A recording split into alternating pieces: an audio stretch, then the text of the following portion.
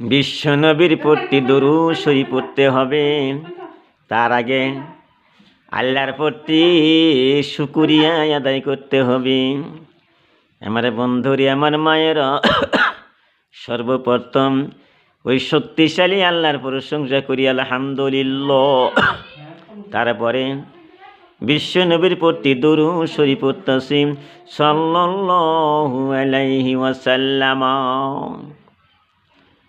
وقال النبي صلى الله عليه وسلم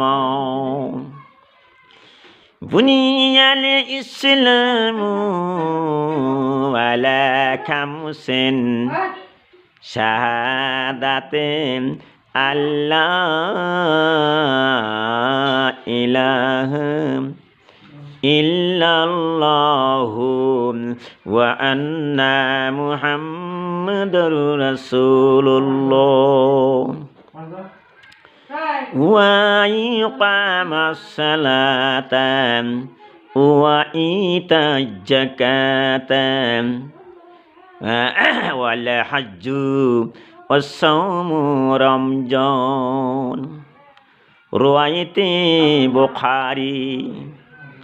বুখারী হাদিস কোনদিন মিথ্যা হইতে পারে না, সত্য হাদিস।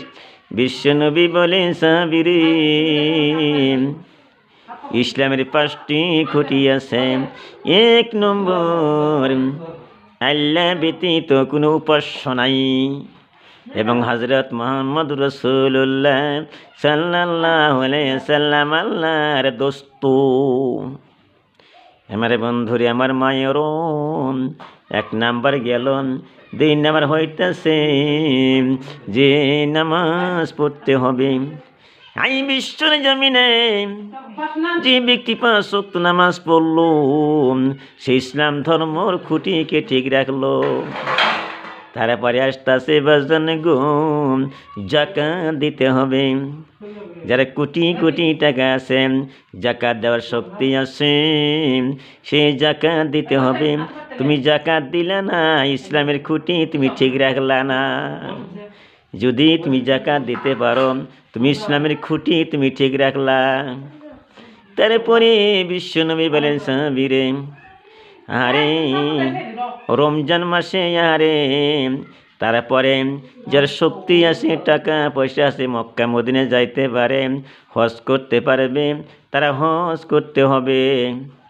তারপরে আসতেছে রমজান মাসে রোজা থাক